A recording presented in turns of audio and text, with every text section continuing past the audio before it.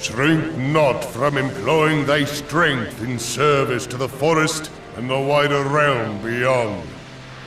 Like hungering shadows do the enemies of harmony gather, and meekness will but feed them. If man is to be delivered from the dark, it shall be by thy guiding light alone. Stray not from the path, for if thou dost, thy people shall be truly lost.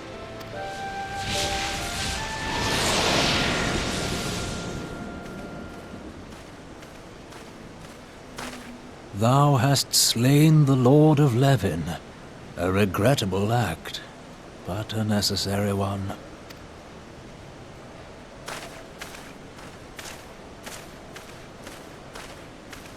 In witnessing thy struggle, a truth hath been revealed unto me.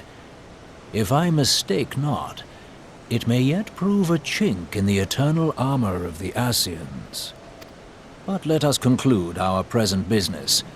I shall expound upon my findings at the Rising Stones anon.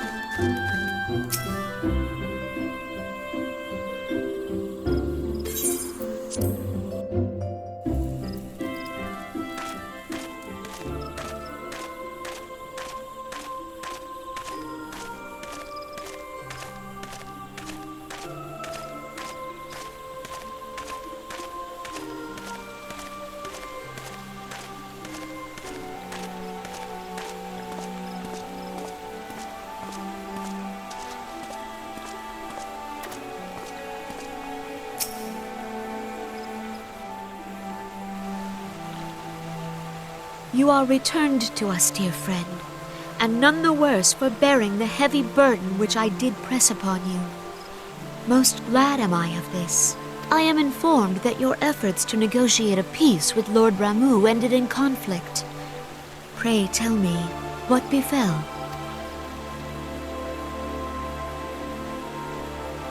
Ramuh made trial of you? I fear there is truth to his claim. It is the darkness within us that attracts the darkness without.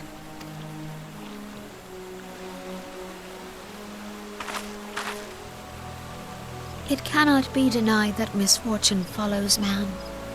For evidence, one need only look to the conflict brewing in Carteneau, or to the rising flood of refugees. Our shared struggle against the Empire should have served to seal our union. Yet the ties which bind the alliance strain under the weight of gross self-interest.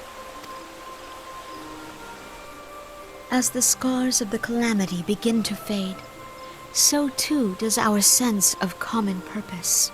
Yet now is scarce the time to forget our shared responsibility. If this new-sprung realm is to survive beyond its infancy, it must needs be nurtured by all. Eorzea must be as one, yet I fear that dream is still far off.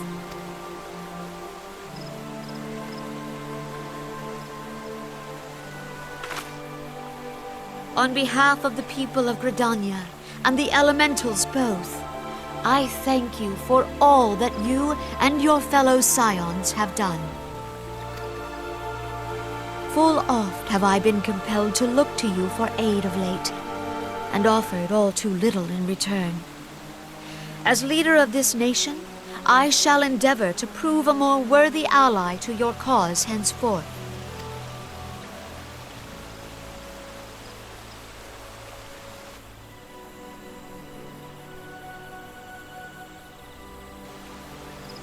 Lord Ramuh has departed, yet the keening of this ill wind grows no less insistent. Voices of the forest, pray speak and I shall listen. What unseen evil begets this unease in my heart?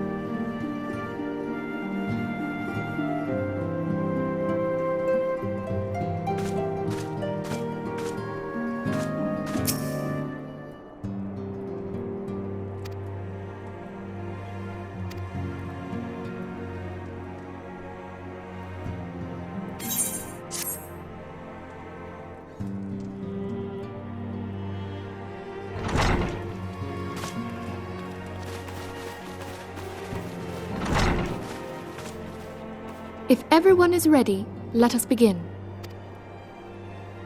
Eorzea, the floor is yours.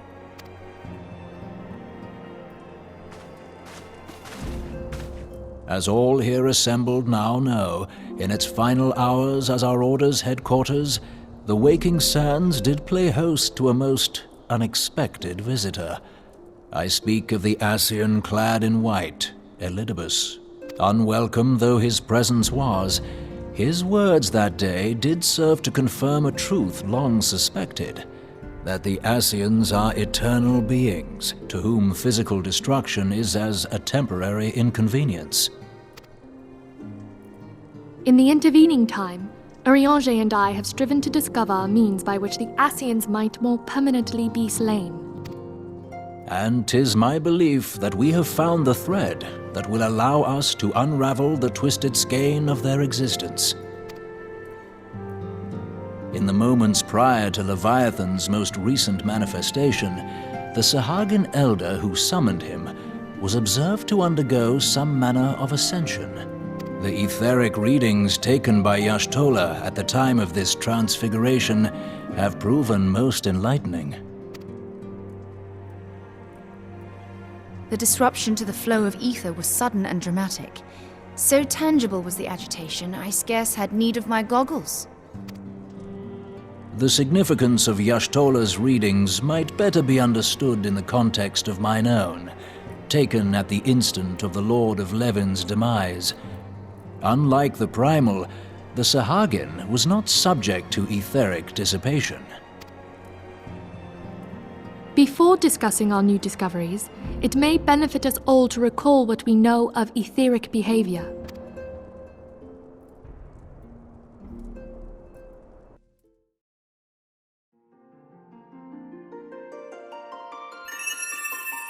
Let us begin at what some might call the end.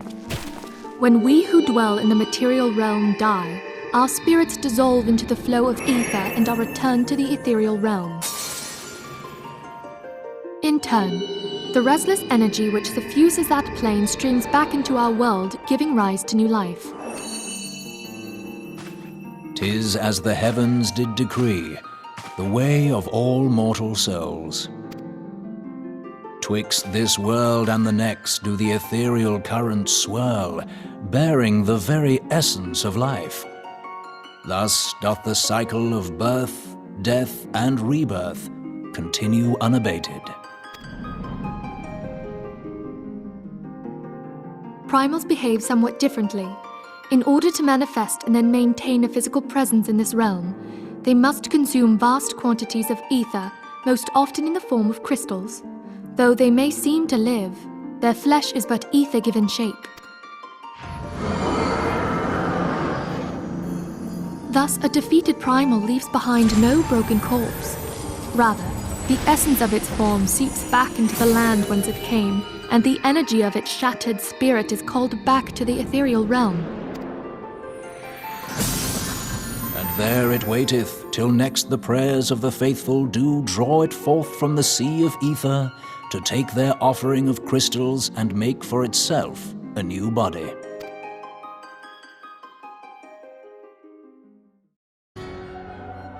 Which brings us on to the third group, the so-called immortals. They exist in a manner all their own. Quite. Even as the Sahagin elder fell to the Admiral's musket shot, I witnessed the release of an ethereal cloud, which immediately took possession of a nearby minion. A soul that dissipateth not upon the death of the flesh. The secret of life everlasting, and in the claws of a Sahagin no less. But I wonder, what would happen to one of these obstinate spirits, should there be no suitable host for it to claim? If mortal death entails a return to the ethereal realm, it seems doubtful that the soul of an immortal would venture there. Nay, it merely withdraweth the distance, unto the shore of the ethereal sea, perchance, but no further. Yes, it exists in neither this realm nor the next, abiding instead in the space that lies between them. The Ascians took control of Thancred by means of a crystal of darkness, an artifact which, if our theories are correct, serves as a gateway to the place I have just described. I was hoping people had forgotten about that. I am sorry, my friend. For a mercy, the weary road of our research hath brought us unto an answer. The Sahagin ascended to an immortal state, but he did not possess a crystal of darkness through which to flee this realm. Thus was he consumed by Leviathan. If we could entrap the spirits of defeated Ascians in like manner, and thereby deny them resurrection...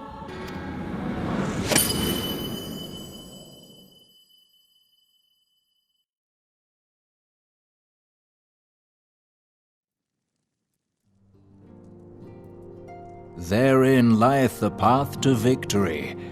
Thou art most perceptive, my lady. Only when we have trapped the bodiless soul within an ethereal prison can we hope to defeat its unnatural constancy. Thus might even an eternal paragon be consigned to oblivion. These feats are, of course, far easier said than done. At present, we lack a viable means to entrap and extinguish an Ascian soul. Yet, I believe it to be possible. The pieces of the puzzle lie before us. We have but to put them together.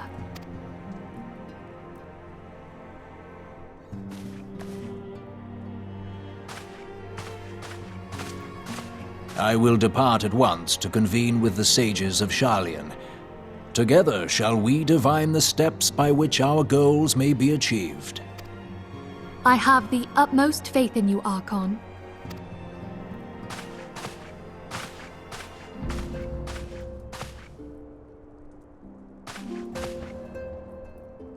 Beg pardon, antecedent, but I would raise one final matter. Even now, a Sharlayan survey party seeketh to ascertain the fate of the students of Baldessian. Their findings shall soon be known to us. Though you harbor feelings of dread, I bid you surrender not to sorrow, but abide instead in hopeful prayer. I shall, Archon. Thank you.